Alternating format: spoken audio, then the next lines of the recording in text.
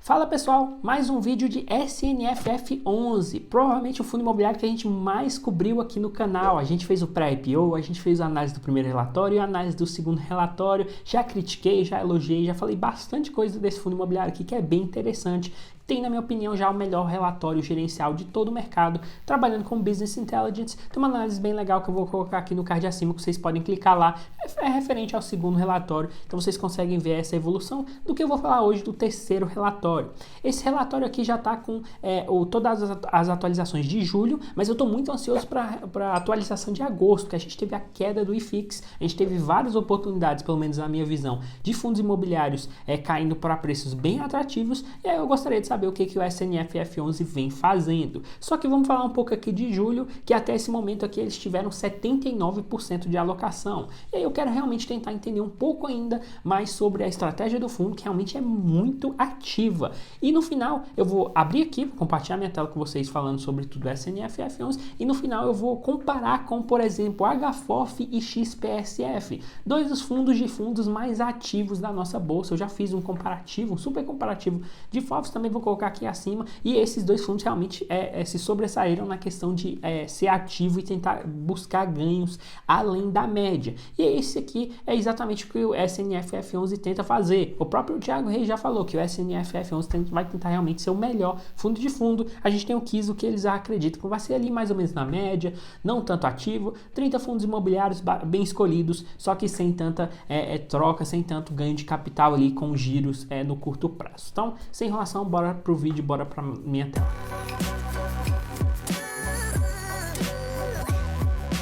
Então tá aqui minha tela. Para quem não viu, esse é o tipo de relatório gerencial que o SNFF provém. Ele é um fundo que trabalha mais com essa questão da interação. Você consegue clicar aqui entre as abas e realmente navegar entre várias informações, bem legal. Como eu falei aqui, vocês conseguem ver todo esse comentário do fundo. 79% do patrimônio líquido do SNFF11 foi alocado. Esse patrimônio líquido aqui de 241 milhões de reais. A taxa de administração, performance, eu acho que é até abaixo, lá em linha com o mercado. Também tem um estudo lá no pré-IPO que eu fiz, que vocês podem ver. Então aqui vocês conseguem ver a liquidez diária, que consegue manter uma consistência em julho. Mas de novo, eu quero muito ver o de agosto, muito ansioso para ver com tudo que aconteceu em agosto, toda a queda, se essa liquidez continuou. Isso realmente é uma prova. Em termos de cotistas, nesse momento aqui já tinha 28.461 cotistas, então é bem interessante a gente ver essa evolução. Vários fundos não conseguem ter um crescimento bem expressivo em número de cotistas, principalmente nesse mercado tão em baixa. Então vamos ver de novo em agosto o que isso vai acontecer. Referente à alocação, que é a questão mais importante. Então eles fizeram aqui um aumento de alocação, continuam fazendo, e aí fizeram uma parada aqui mais do dia 7 ao dia 30 de julho, ficaram mais estagnados, talvez ali por questão de taxa de juros, o que eles acreditavam. Eu também, na minha própria carteira, eu realmente dei uma parada um pouco na minha alocação, montei uma reserva um pouco maior, porque eu estava vendo alguns problemas que estavam acontecendo, emissões ali que estavam com algum tipo de problema, que eu cobri aqui, BTLG, XPML e tal. E aí, o que é mais interessante realmente é essa seção de ativos. Vocês conseguem ver aqui em alocação por setor, papel, industrial, renda urbana. Vocês conseguem ver cada um aqui, vocês conseguem ver até o comentário. Mais adiante a gente vai abrir alguns comentários. A maior posição é o BCRI, e depois vem HGRU, que já é renda urbana. A gente tem logístico, shopping, logístico, ou seja, muito alocado aqui em tijolo. Obviamente BCRI, um de papel, mas tem muito tijolo aqui, porque muita gente vem investindo bastante papel. Eu vou abrir, por exemplo, o XPSF, que vocês conseguem ver bem aqui, já vou abrir até, não vou deixar no final não, vocês conseguem ver CPTS 11, MXRF 11, XPCI, então tem vários aqui realmente em relação a papel, e aqui é uma maior posição, 59 milhões em papel, só que tem muito fundo de tijolo aqui comparado com, por exemplo, o XPSF. O legal é vocês realmente clicarem nesses tipos de setor aqui, e vocês conseguem ver todas as alocações ações e quais fundos, por exemplo, você investe ou não e se está em linha com a estratégia do SNFF11. Uma coisa que eu falei já no último vídeo que eu acho bem interessante é que eles têm uma parcela significativa em outros fundos, outros fundos de fundos, né? Outros FOFs. Então, FOF com outro FOF eu não acho uma ideia legal porque existe ali a questão da dupla taxa de administração, ou até tripla, né? Se você parar para pensar. Então, eles investem em MCHF, KISO e DVFF. Talvez eles acreditem que esteja muito barato, não é um problema você investir em FOF, mas existe essa tripla questão da taxa e aí no longo prazo eu quero ver se eles vão continuar com essa alocação aqui. O que é mais interessante é no resultado vocês analisarem aqui o comentário de cada um. Então vamos clicar aqui em fundos de fundos. Eles falam, fundos de fundos, apesar de não serem o foco da estratégia, são ativos interessantes em termos de liquidez e potencial ganho de capital, principalmente nesse mercado tão em baixa, né?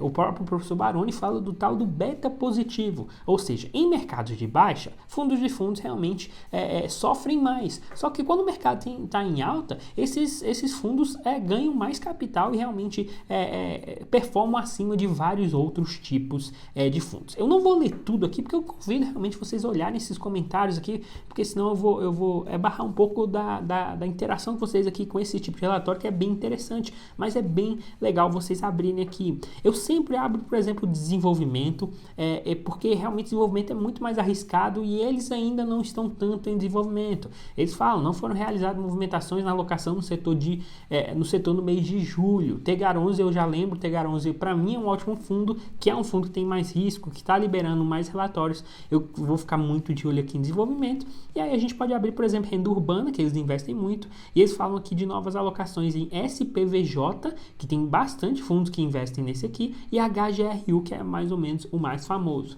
Conforme eu falei no último fundo, é bem interessante a gente olhar esse mapa aqui. Olha o tanto que renda urbana a gente consegue ver uma diversificação muito mais, muito menos concentrada em São Paulo. Tem, obviamente, uma concentração significativa em São Paulo, mas vários imóveis investidos no país inteiro. O meu sonho é que no futuro a gente tenha um fundo de fundo que consiga investir aqui esse número de ativos 92, esteja em mais de 1000, esteja bem pulverizado no país todo, que realmente tenha uma pulverização de riscos e uma estabilização de dividendos crescentes. É o que acontece, por exemplo, no REIT, do REIT Income, ticker O. Vocês podem botar lá O Stock, que vocês conseguem ver ali tipo um fundo imobiliário, né? Um REIT do setor americano que investe em varejo, por exemplo, é um pouco renda urbana, é bastante renda urbana na verdade, e realmente tem uma pulverização ali em termos de imóveis. Então é bem interessante você pegar, por exemplo, esse fundo aqui que tem uma proposta ousada e comparar com REITs nos Estados Unidos. Por que não fazer isso? E por fim eu quero abrir aqui o de papel também bem interessante. Vocês conseguem ver aqui várias questões de alocação, segmento de operações e distribuição geográfica, é bem legal. Vários desses fundos aqui, pessoas não investem, não são tão famosos. MCCI, eu fiz um vídeo aqui no canal, não é tão famoso. GCRI, a gente tem o PPR, então realmente é interessante até você abrir os relatórios desses fundos aqui para ver o que o SNFF11 enxergou. Eu acho que, independentemente se você é cotista ou não, isso aqui é uma oportunidade de crescimento pessoal, de você realmente aprender bastante. Referente a essas alocações, eu não tenho nenhum problema, de verdade. Você olha esses ativos aqui, vários fundos bem interessantes, alguns que eu não estudo tão perto. Você tem aqui DVFF ou DVFF11, eu não analisei bastante ainda, SNCI. Então tem alguns fundos aqui que eu não conheço tanto, mas isso que é o pró de você ter uma gestão que realmente olha todo esse mercado e faça decisões por você. Vamos comparar esse portfólio aqui com os outros dois. Já abri a XPSF, vou abrir de novo, mas aqui, por exemplo, é a HFOF11. E a HFOF11, para quem já viu meus vídeos, já sabe que eles realmente focam muito ali HLOG, AAA, então em fundos da própria gestão. Então isso obviamente tem uma tendência, não tem um problema porque vários fundos fazem isso. O próprio SNFF11, né?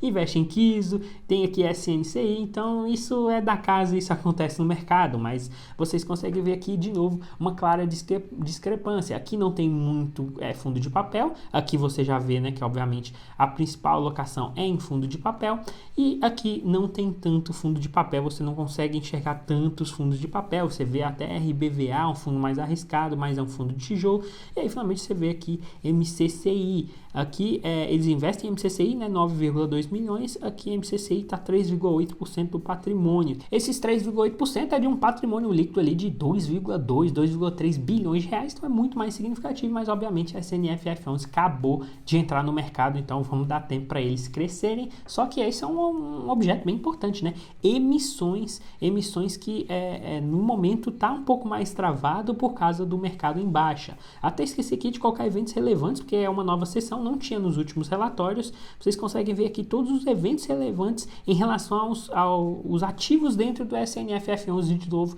mais um marco bem legal, inclusive até lives com eles, então eles realmente tentam amarrar toda a estratégia deles, né? Tem marketing, tem o YouTube, tem esse relatório aqui, então realmente a comunicação do fundo é um diferencial, querendo ou não, e aí tem gente que vai gostar, tem gente que não vai gostar. E para finalizar aqui os ativos de novo, a gente pode comparar aqui, vou até botar mais na esquerda aqui, com o próprio XPSF. Então aqui tem XPCI de novo, aquele negócio de você investir na mesma casa. Tem Tegar 11, que já falei do desenvolvimento que eles não têm. Aqui tem RDM 11, 5%, bem interessante. Aqui tem RDM e RDM, tem aqui embaixo, bem quase significante. RDM obviamente está mais em alta no mercado, então não foi posicionado ainda, mas eu acredito que se cair bastante RDM, deve aumentar significativamente aqui a alocação. Então, obviamente, como o fundo acabou de crescer, acabou de nascer, eles não têm essa oportunidade em fundos um pouco mais caros, FIB 11, HCTR 11, então você vê uma pequena alocação aqui, mas não tão relevante provavelmente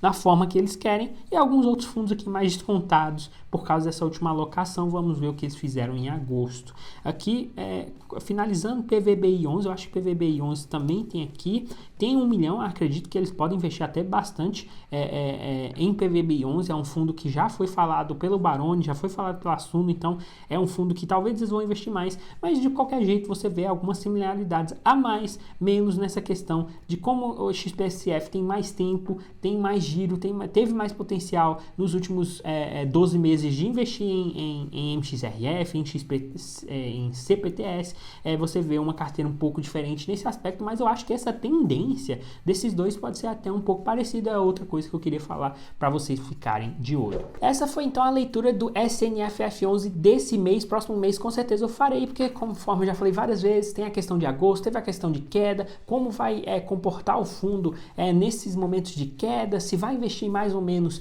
em fundos de fundos, que eu não gosto de jeito nenhum, FOF investindo em outro FOF, aí você sendo triplicado em taxa. Então tem várias questões ali, vários detalhes que eu falei ali na apresentação, espero que vocês tenham captado. Qualquer tipo de dúvida, se vocês querem saber a minha opinião, se vocês tiveram dúvidas sobre algum termo técnico, pode perguntar aqui nos comentários que eu vou tentar ajudar qualquer tipo de pessoa. E se você quiser alguma nova leitura de algum outro fundo, eu vou fazer, eu vou começar a fazer esses vídeos mais de realmente de leitura, tentar abstrair algumas informações dos próprios relatórios da forma que eu analiso. Espero que vocês tenham gostado, dê uma moral lá, se inscreva no canal, curta esse vídeo que vai ajudar bastante. Um grande abraço e até a próxima.